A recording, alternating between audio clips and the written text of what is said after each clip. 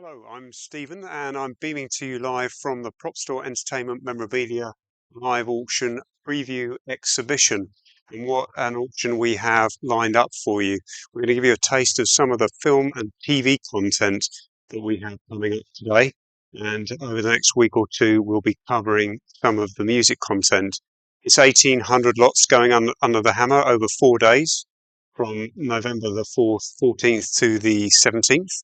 And registration is actually open right now, so you can register at propstore.com, and bidding commences on October the 15th, so just under a week away. So I think without further ado, let's get to dive in and have a look at some of these wonderful things that we have coming up and going under the hammer very, very shortly. So we're going to start here with a really amazing selection. And it's just a small selection of items that are coming from a collection in Rome, an Italian costume house called Costumi d'Arte. And my apologies for my falling Italian pronunciation there. But if we take it from the top there, we have from The Duelist, which is one of Ridley Scott's earliest films. That's actually Harvey Keitel's costume. And I think we've got a still there of Harvey Keitel. There we go. Look at that in its full glory. We also have the character's costume from the film as well. So never really seen any costume pieces come up for sale from that particular production. So really excited to have those. Next to that, we have from Cleopatra. We have Richard Burton's costume. She was worn in the Battle of Actium, but again, it is just one of many Richard Burton costumes that we have. We have a handful of Richard Burton costumes, and it's just astonishing that these have been literally sitting within this costume house since the 1960s. Alongside that, from Once Upon a Time in the West, we have Henry Fonda's suit. And this is actually a screen match suit. So we have been able to screen match some of these costumes as well. I think we've got a shot there of Henry Fonda wearing the suit. There we go. And again, this is just one of many Western related costumes that we have in from this particular collection, many of which have never before been seen at market. In fact, all of them are first time to market, which is really, really exciting. But down here, this one makes me laugh a little bit. This is from Monty Python and the Life of Brian. Again, we rarely see anything like this come to market. And this is John Cleese's first Centurion costume, made of formed leather in a very traditional process with full decorations and detailing to finish it. You actually rarely see costumes finished like that today. Majority of them are predominantly sort of spray rubber into a mold or cast materials. So a really wonderful piece there. And alongside that, going back to Cleopatra, an Elizabeth Taylor costume. And just look at the beautiful decoration on that. And condition is just astonishing as well. The guys at the costume house in Rome have taken great care over many of these costumes. They've been treasures to the costume house for many, many years. Again, we're going right away back to the early 60s for this. It's staggering colours and condition throughout. And again, we have about 5 or 6 Elizabeth Taylor costumes coming up for sale. Alongside that, this has to be a highlight for me. This is from arguably one of the most significant Western films of all time. This is from The Good, the Bad, and the Ugly. It's Sergio Leone's epic masterpiece of a Western film, really. This is Clint Eastwood's Duster. I mean, it's almost unbelievable to say that. This is the Eastwood Duster, and then underneath it is Clint Eastwood's shirt as well. Now, these are going to be two separate lots. Um, these weren't known about by the costume house when we actually discovered them earlier this year. This particular garment here was actually on a rental rail, ready to go out to a Western production. So if that had happened, it could have been dyed, re-dyed, or reshaped. You can see some of the sort of the wear and condition on the inside of it. Generally speaking, even though it's probably been washed countless times and been worn countless times on other productions, it's in excellent condition, as is the shirt as well. So I think we're going to slide along from there to Jason and the Argonauts. Again, this first piece is actually from the same collection. And I think we've got a shot of this as well that we can just show at the same time if we can pull it up. There we go. So if we sort of flick back between those two shots, between the shot that Sarah's got and the screenshot, we can just see how well it matches up and also just how phenomenal the condition is. I mean, it's just staggering to see how well that has survived. Again, it was an unknown piece that it wasn't known that they even had it in their inventory. And below that, from a completely different source, we have one of three different Argonaut shields that we have in the auction and one of the Hero Argonaut swords. We have so, as well as the hero versions of the swords, we also have the special effects swords as well. So, an incredible collection of different pieces from a film where I don't think I've actually ever seen anything from Jason and the Argonauts ever come to market previously. So super excited about all of those. I think we're going to move now into the first cabinet case that we have. I think most people who are tuned in right now are going to recognize some of the artifacts that we have here. These have actually all come to us directly from the Ray and Diana Harryhausen collection. So these are from Ray Harryhausen's archive. These were made by Ray Harryhausen at the time of production for production use. I think most of the pieces here, as I say, are going to be recognisable. And I'm just going to pick out a couple of them. If we start from the Golden Voyage of Sinbad, 1973, we've got Harley there. Do you want to go in height on that, or do you want to come in and just have a closer look at that? I mean, I think that's just a staggering. That's actually the front cover piece for this year's auction as well. So this is a lighting stand-in of the Hindu goddess. If I remember rightly in the film, it's Cora, played by Tom Baker, who actually brings Harley to life. And there are a lot of stories about how this is a character that Ray really wanted to animate. Then when he actually worked out the logistics of the movements that he was going to have to undertake, I think he was a little bit concerned at how it might come out. But I think anybody who's watched the film will agree that it was just a staggering effect. And of course, Ray, for those of you who don't know, there may be some younger viewers who are just more familiar with the more contemporary material that we work with. Ray was really a pioneer in visual and special effects, and a lot of the films that have come subsequently that have comparable effects use in them were all sort of following Ray's style. To the left of Carly and just down a little bit, we have Talos, from Jason and the Argonauts. So again, incredible that we have a view from the Harryhausen collection as well as costume and prop pieces in from completely different sources. And then to the right there, we have from Sinbad and the Eye of the Tiger, the Minotaur. And so again, these are not animated figures, these particular figures. Were used for lighting stand-ins and reference. And I think the Talos is actually a safety cast that was created by Ray. But again, everything in the cabinet here was made and used by Ray. Aside from, and as if we pan down now, it's just there's a very limited edition.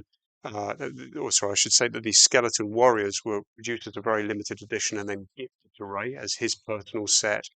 And then just to either side of those, we have an array of Ray's original scripts.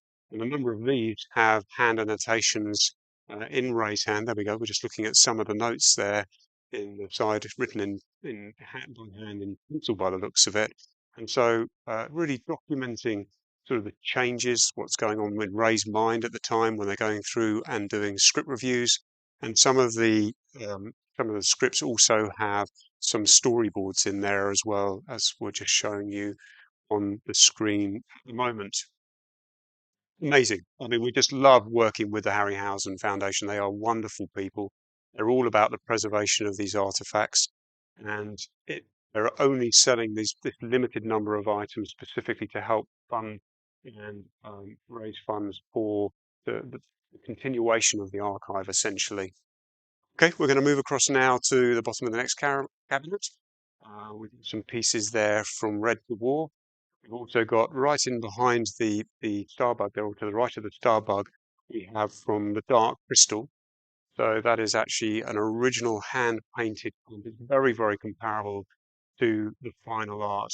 Really only very minor differences between that and what you see in the finished process. A really beautiful illustration.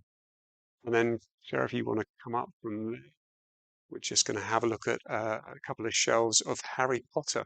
So from Harry Potter, we have a really staggering collection of Harry Potter ones. We have some hero light up ones there.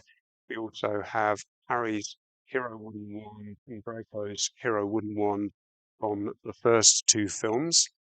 Scribbler there. And then probably my favourite piece from the Harry Potter collection that we have in is the Marauders map. Again, a piece that I've never seen come to market anywhere else. And this has come to us directly. Oh, there we go. I've got a nice shot there, actually, just showing some of the detail, which is hard for us to pick up on camera. But the whole map just folds out. And as it folds out, we can see that there are different details that are revealed. Of course, there are a lot of effect shots that were on that post-production, but there are still some constructed elements to it, like the staircase. And you can just see at the back of that right image there, there's actually a three-dimensional staircase that runs down the back of the map, and there are a couple of those built into that. That's come to us directly from David Holmes, and David Holmes was Daniel's stunt double for many of the films. Sadly, got very badly injured on the set, and he's actually only parting with this piece to help raise funds for his living expenses as much as anything else. So we wish David the best with the sale of the map. We come up from there. We've got a few more rare Harry Potter pieces, some bottle of beer or an empty bottle of butterbeer, I should say, and then there's also an uncorrected copy from Harry Potter and the Prisoner of Azkaban. Okay, wonderful. I think some great items there. Um, if you do have any questions, please do ping them into us while we're chatting. I appreciate I'm going at a pace. We've got a lot to show you. If there aren't any questions, then just follow up online with us subsequently, or of course check out the catalogue when it goes live in under a week's time. Great selection of James Bond here, a mix of different pieces from different films, going all the way back to the Sean Connery films, Daniel Craig's sunglasses and his watch there. We've got I've forgotten the name, the bullet necklace there, it'll come back to me in a minute, which is actually filled with fake diamonds as well. So it's not only the bullet necklace, it unscrews and it's got the diamonds inside. That's J80ND for J Bond. Anybody who'd like to own that as a mark or a UK drivable car. Some of the weapons used in Bond there, some of the pistols. Underneath that, though, another standout piece. This is Paul Freeman's Belloc's staff from Indiana Jones and Raiders of the Lost Ark. And of course, this is seen in a pivotal sequence in the movie as well, where the Ark of the Covenant is opened up and we see the power of the staff revealed during the sort of face melting scene. I don't know what else we're going to call it, but the face melting scene. Um, Directly to us from Howard Kazanjian. So that's part of the Howard Kazanjian collection, who was producer on the film. And again, never before offered to market. So a fabulous piece from the film. Below that, we have a lightweight Marty McFly hoverboard. Really nice example of a hoverboard. Actually, this is very complete. It has the magnetic pads on the underside. It is one of the lightweight versions that we used for the film. So there were really two versions that were used in the film or made for the film, predominantly wood and then foam board. So this is made of a lightweight foam, and those were used specifically um, in the shots essentially where there were action, where Marty McFly is running around, Michael J. Fox is running around carrying the hoverboard, and because the wooden boards actually were reasonably heavy. Arnie's pistol just below that from Terminator 2, and a fully mechanical Terminator arm there as well. And actually that box that you can see just sitting underneath the hand of Carly there, which is from the Temple of Doom, I didn't pull it out, but I will now, is actually the rig used to manipulate and maneuver the Terminator arm as well. So it's a fully practical in-shot effect and working Terminator endoskeleton arm, all made of machined metalwork. Okay, cool. Running along next to that, back to a couple of costumes. So here from Skyfall, we have James Bond's Daniel Craig's Tom Ford suit. This originated from the charity auction that Eon Productions held, so it was sold in the charity auction. The shirt and tie are replica, I believe, representations, very close representations of what was used in the film, but the suit itself is all original. It comes with a certificate of authenticity from Eon Productions, and inside the suit itself, It also has the maker's label, Tom Ford, and as you can see there on the screen, Daniel Craig's name as well for Bond 23, which is Skyfall. Next to that is another wonderful costume. Sarah, maybe you can just go in a little bit on that and just show some of the detail on the blouse because it's really, really gorgeous piece. This is from The World Is Not Enough, so we're going back a few years. And this is Electra King's costume, so that's Sophie Marceau. And this is actually worn by her in the final scenes, really, that she's appears in. And it is also the costume, I suppose, that she dies in as well. So this is worn for the torture scene where she's torturing Bond. This again was actually sold in a charity auction originally, so it comes with a certificate of authenticity from Eon Productions as well. Down below that, yeah, there we go. I want to pull back on that one a little bit. Excellent. So a rather obscure looking thing, but once I tell you what it is, and I'm sure a lot of people are going to recognise it straight away, but this is from You Only Live Twice. This is the little Nelly cockpit nacelle. Now, this was originally piloted by Wing Commander Ken Wallace. And in fact, the reason that it has so many stickers on it is because he used to take it from air show to air show. And as he went to each air show, he would stick these stickers on there.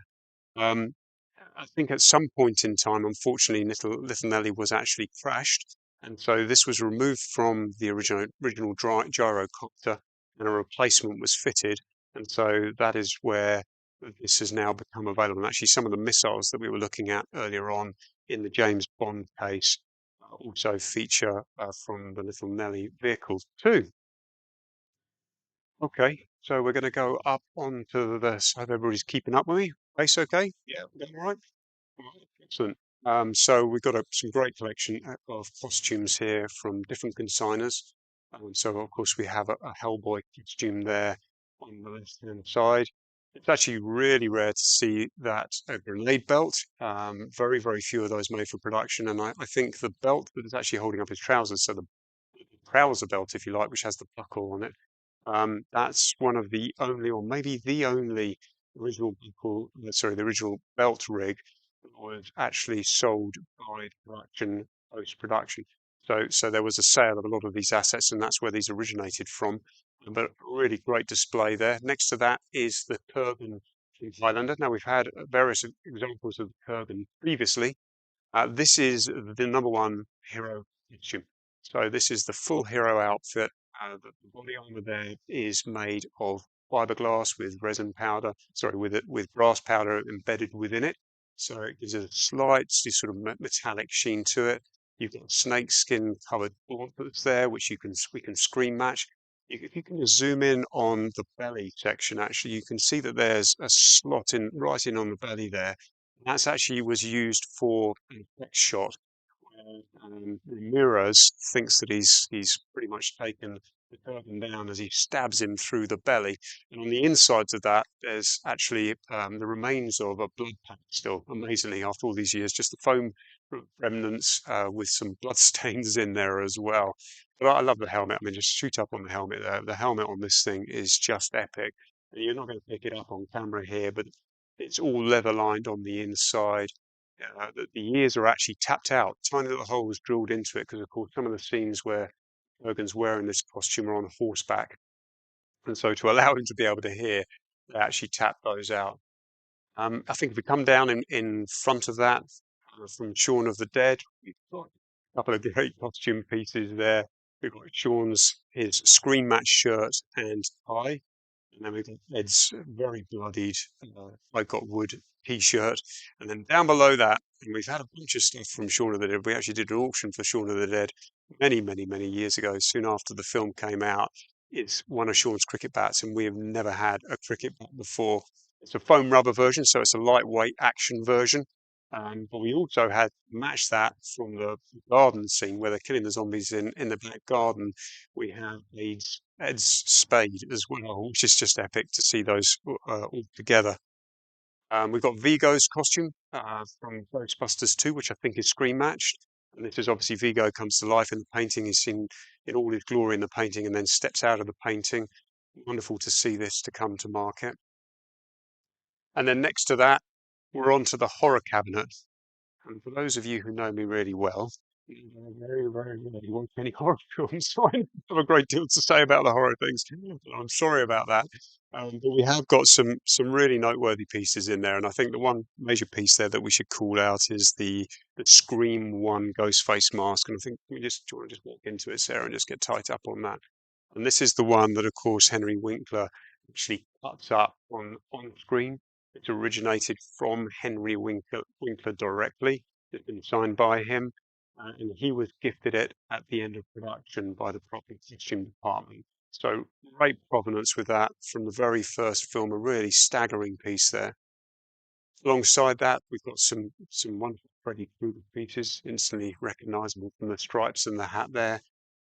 One of the blade swords, and down towards the bottom of the cabinet, we have a screen matched Chucky doll as well. With good eyes, I suppose, but I don't think he is a particularly good guy, is he? Let's just swap sides with you if you don't mind. I'm going to come over this side just to talk through these items. Okay, so just working across the back of the stage, we have a Michelle Pfeiffer costume and accessories from Batman Returns from the 1992 film. Now, not all of this is original. I'm going to very quickly talk you through what is and what isn't. So the suit itself, the latex suit itself, is a replica.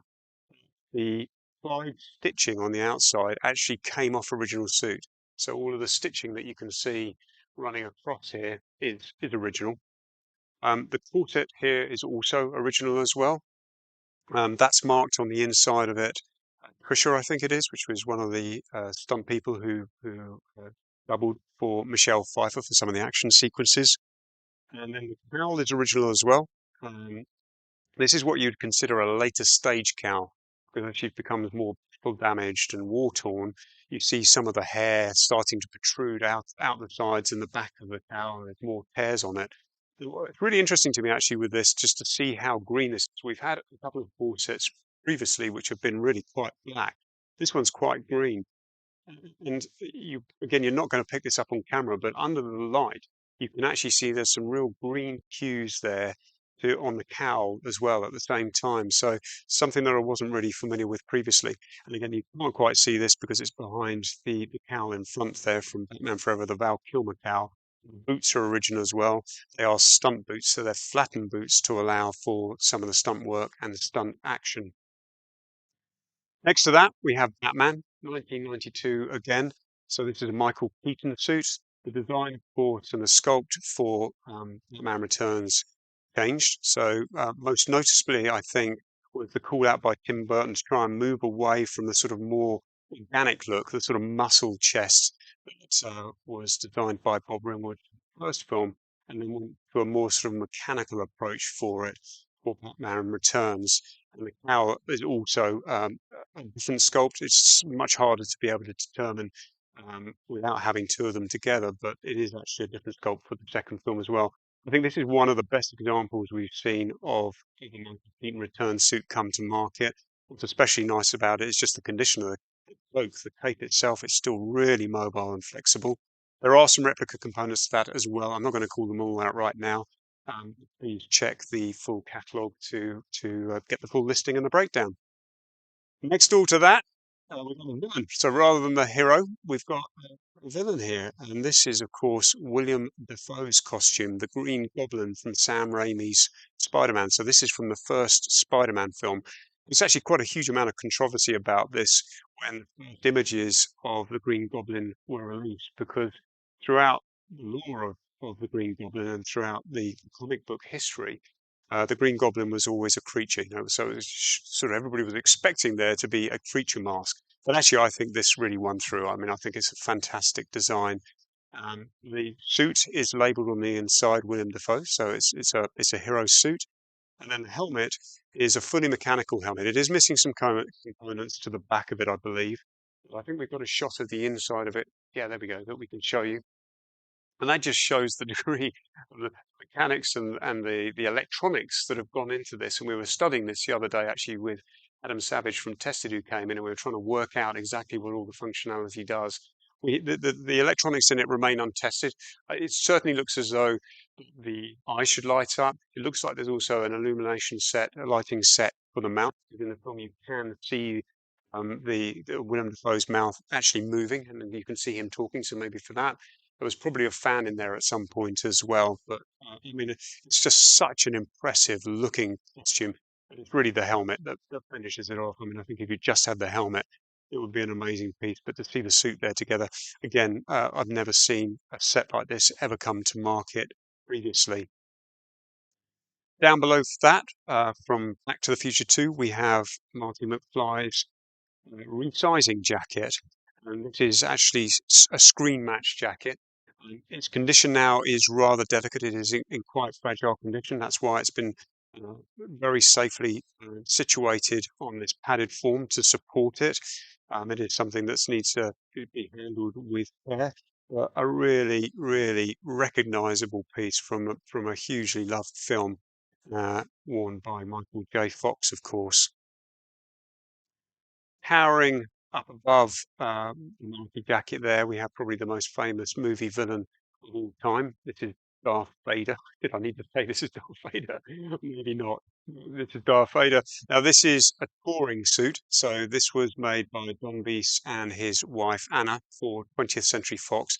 And this was actually for the VHS box set of the original trilogy. So this has ties directly back to the original trilogy. I believe the belt boxes, the electrics in the belt boxes were actually done by Ralph Imahara, who obviously sadly passed away a few years ago, but was renowned for his phenomenal work at ILM and on a variety of different films. Really impressive, really imposing costume that. And cool costumes like this from that era, they just really don't come up. Again, wonderful to see it. Okay, shall we move along to the next piece? Did you see what I did there? Okay. From anybody who's been tracking our social media and any of the online and live TV segments that we've done, you're going to know what I'm talking about already. Can you take that down a little bit? It just seems to be blowing out. Just bring the lighting down just so we can see it. But this is the Jedi Mind Trick helmet, Star Wars: A New Hope. So just to start with, this is a really rare Star Wars artifact. For Star Wars: A New Hope, there were only about 60 Stormtrooper costumes made in total. Of those 60 Stormtrooper costumes, only about 6 were made and designated as Sandtroopers. Now, we can't really tell that this is a Sandtrooper of its use in the film and the costume it was worn with. The helmets themselves are all the same, but we do know that this is a Sandtrooper. It's not just any Sandtrooper.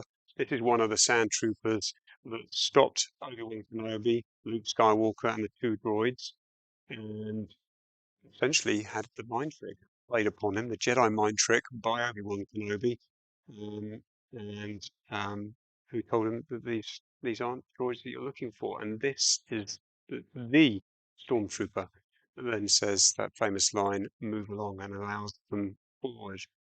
Interesting enough, again, I was chatting with Adam Savage about this piece in depth. He knows the guy who did the voice, and just today, the guy who actually was the actor in this role phoned us here at Prop Store, and he's hopefully going to be popping in a couple of weeks' time and be reunited with the helmet, and hopefully we'll be able to shoot some video footage there as well. And the way that we know this trooper is that particular trooper is the fact that it's screen matched. And I've talked about screen matching on a number of occasions previously, and most people who are tuning in are going to be familiar with what that is. But essentially, we're looking at the fine details on this. The way that the brow is positioned is quite unusual. And then we've also got these sort of paint runs, and in fact, the helmets themselves, because of the way that they were constructed, are generally covered in paint runs. Never thought to be seen in high definition on large format TV screens. And then some of the cracks that are actually present in the helmet right now were present on the screen as well. So that's where we're able to definitively say that this is the Move Along Jedi Mind Trick Trooper helmet. Real staggering piece of movie history, and almost without question, the most significant Stormtrooper helmet ever to come to market. Sitting right alongside that Again, you're going to recognize it. It is actually a sand trooper costume. So we were just talking about the sand troopers. And the way that we can determine that this is a sand trooper costume, there's a number of details. One is the shoulder straps there up on the chest piece that you can see. And where you can just go in a little bit tight on for it, Sarah. Can you just come in? Yeah, lovely. So you can see that those are actually smooth across there. And with the standard stormtroopers, they're actually ribbed. Now that could be, I mean, it's unlikely it was actually a considered design. Other people might be able to call me out, but most people will be who love Star Wars in the same way that I do will know that the tattooing sequences were actually some of the first sequences were filmed. So it could well be that they were just rushing to get these completed and that later on, when they had a little bit more time, they then added the straps over. I think the other major call out is actually the knee piece here. So the way that the knee detailing is situated there is different to what we see on a standard Stormtrooper. A couple of the component pieces here are replica. Again, please check out the catalogue at propstore.com for information when it goes live in just under a week's time. I should also call out, you can't see it here. I don't know, have we got a shot of the holster to show? Or yes, we have. Brilliant. Nice one. So one detail we should call out here is the fact that we do have a screen match to this holster as well. And it's really interesting actually because the holster was actually put on to front. And that's why the lugs at the top, the leather is actually turned over. So that's the one lead. So that's that top green circle that you can see there. And then the other element that's highlighted in green is sort of some scuffing and scratching and distressing that's been dropped into it as well, which also allows us to screen match it. So really impressive to see the helmet next to the costume there. All right, cool. Have we got any questions? Anything coming in that we want to? Okay, yeah, look brilliant. Let's slide over to the next cabinet. We're going to stick with Star Wars at the top. So we now have a Stormtrooper blaster from Star Wars: A New Hope, very distinctively from the first film. Again, if anybody wants further information about that and why we know it's from the first film, please get in contact with us and we can fill you in. Down the side, actually, there is an alien tail, which is from Alien, so from the first film. Now we've had aliens tails before, aliens tails previously, but that's the very first one that we've had from the original film, and it's an effects version as well. So that has a steel cable that runs through the core of that with a loop at the end for shots. And then up in the middle, we've got Yoda's gavel, some wonderful examples of lightsabers. From Empire Strikes Back, we have a Hoth Trooper rifle, a screen match Death Star tower just down here. Do you want to just come in here? So I think this is actually the first time we've had a Death Star tower that we've managed to screen match. So that's super exciting. Again, the screen match information will be live on the screen. Some aliens pieces down towards the bottom of the cabinet. Pulse rifle. We've got Sark's screen match Tron helmet headwear there. A colony vehicle from Hadley's Hope model miniature from Aliens. And then down right at the bottom of the cabinet here, if we can come in a little bit tighter, we have the hand annotated Jim Cameron hand annotated Alien script from Aliens. And I think this is just a wonder. Again, it's stunning to see this in the open market. This is the first time it's ever been offered. It's come directly from a crew member who ended up at the end of production. He was tasked with clearing up the production offices, and this one was just still there languishing in the bin. And I think we can show you hopefully some of the annotations. Yeah, there we go. So some of these annotations are lines that have actually ended up in the film as well. So there are changes that have been made during the production by Jim Cameron as it's all happening, and they're documented throughout. If anybody wants to come in to Prop Store, then please drop us a line. If anybody would like to see this in person, I don't really want to flick through this by hand right now, but you can see some of this here. Obviously, again, we will have detailed photos of that online for you to have a look at as well. Okay. What do you want to do, Sarah? Do you want to go from the bottom up here or the top down? Top. Okay. Excellent. So Maximus's helmet from Gladiator. This is the Battle of Carthage helmet. The Battle of Carthage, of course, is a really significant sequence in Ridley Scott's 2000 film Gladiator. We've got the sequel coming out, Gladiator 2. coming out later this year, which looking at the trailer, I'm super excited for. Uh, Great weathering and distressing on there. It's made of resin fiberglass embedded with methyl powder, so it gives that very metallic finish to it. It's really distressed and has battle damage and dinks in it as well. And of course, not only does Maximus wear this, Russell Crowe wear this through the whole of the Battle of Carthage, but he sort of tries to hold back as long as possible from taking it off at the end of that battle sequence, because that's the scene where Commodus comes down to the arena and asks the gladiator to reveal himself. Alongside that is the hero Maximus sword as well. That's a glorious sword. I'd love to get it out of the sheath right now and just show it to you. It's all metal work, made by Simon Atherton, who is an absolute genius when it came to sword making. He also, of course, created and built the original pulse rifle from Aliens, just to name one other significant hero, and incredibly memorable piece that he's built. Um, Alongside, should we go to the right from there? We've got Pan's face appliance from Pan's Labyrinth. So that's a foam latex face appliance. And then next to that, from Mad Max, we have Tom Hardy's screen matched hero muzzle mask from Mad Max. And then we got it on the screen there as well. I'm not 100% certain if this mask is screen matched of that particular shot. Again, the info is going to be on our website, and we have had stunt versions of this before, but we've never seen a hero version previously, which is very, very cool.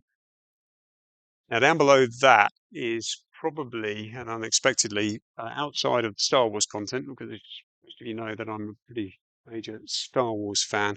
We have Kurt Russell's from The Thing, and I'm just going to grab this and I want to just show it to you.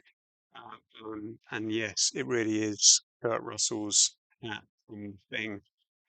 I'm just staggered that we actually even have this in our hands, that this even still exists today. I've got to sort of hold it and turn it for you just to show you some of the detail. And because the shape is so obscure, when you're looking at it front on, it doesn't really give you a lot. It's complete with the long strap that you can see hanging down from it. I don't know if you want to just pan down from that. There we go. Thanks, Sarah. So you can see the original leather strap that's still connected to it. We turn it to the side here. You can see the band detailing here, the sort of woven detail of the leather band. And if you can just get this into the light, some sort of things splatter on the inside, on the top end there of the hat as well. Great backstory to this hat actually is the fact that Kurt Russell really didn't want to wear it. He saw it for the first time when he turned up in the wardrobe department. He was sitting on his chair and he was like, "No, absolutely don't want to wear that."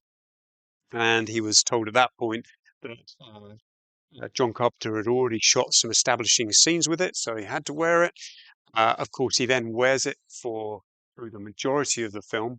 It sort of becomes synonymous with his character, and Kurt Russell in interviews that have been taken later on just says how right John was about really making him wear that hat, because it just really just became, as I say, so synonymous with him and his character, and it sort of gave you this sort of insight, perhaps, to the sort of guy he might be.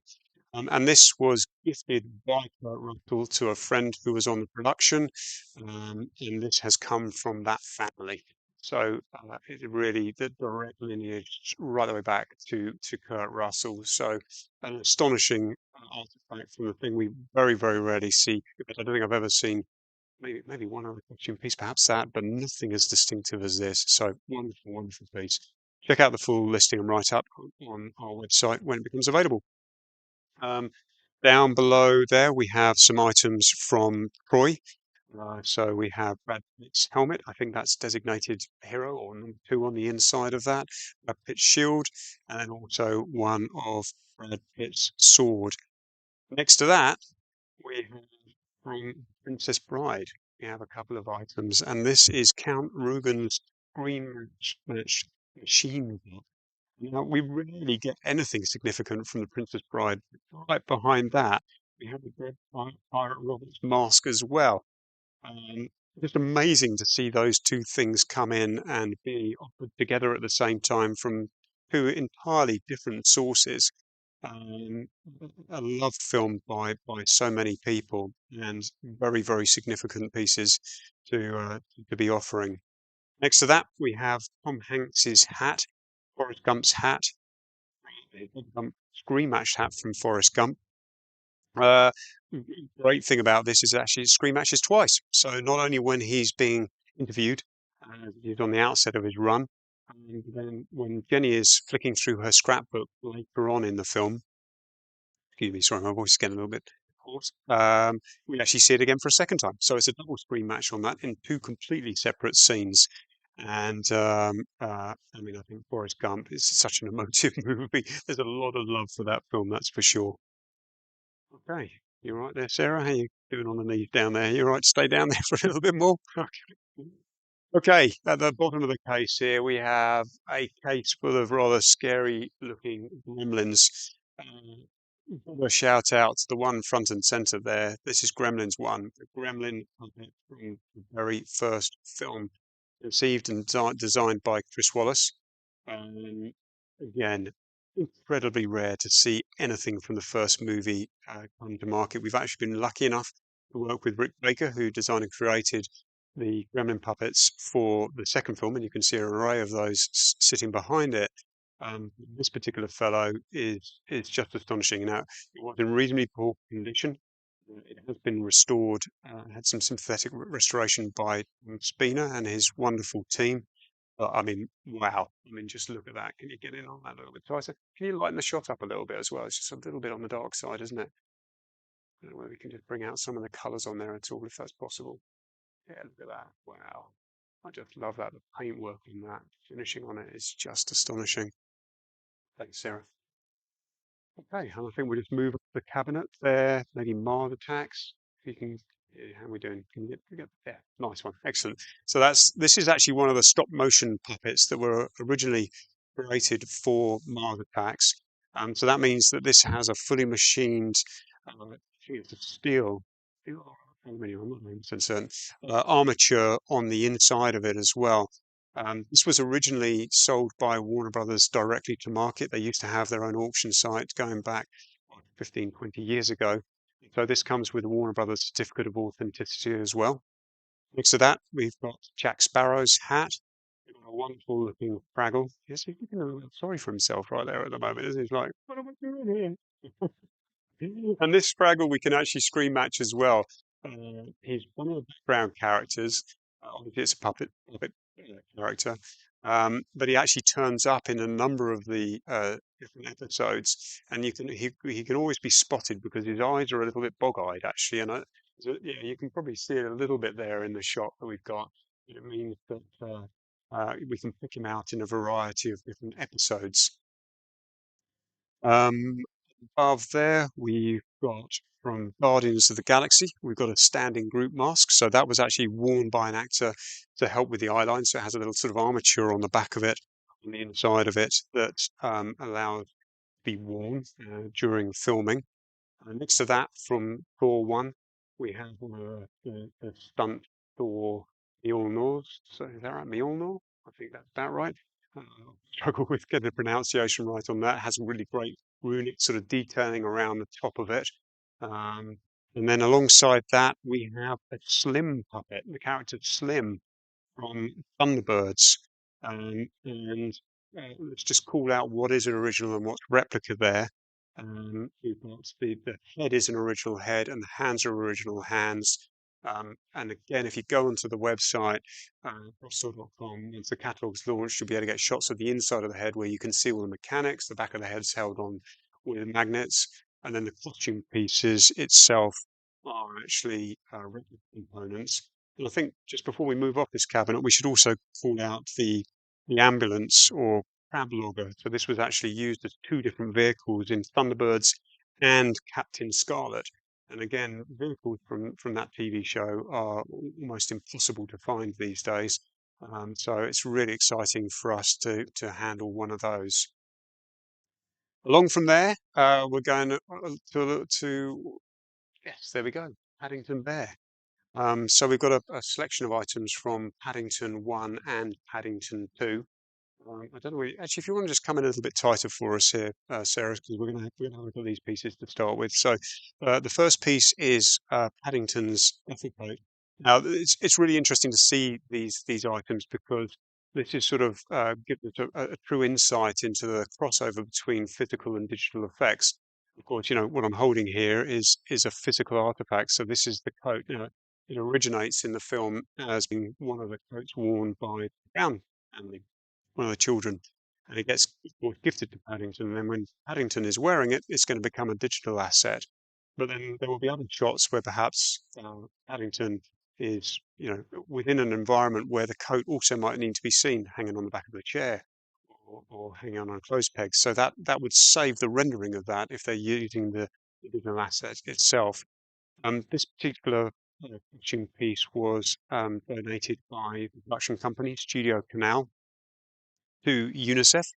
And so all of the proceeds from the sale of this piece are going to a very, very worthy cause, going to UNICEF. So please bid maybe a little bit extra hard if you're interested in Paddington, if you love Paddington, like so many people do. And then down below this, we have Paddington's his case, his travel case, and then also marmalade sandwiches and a little marmalade squidgy roll there.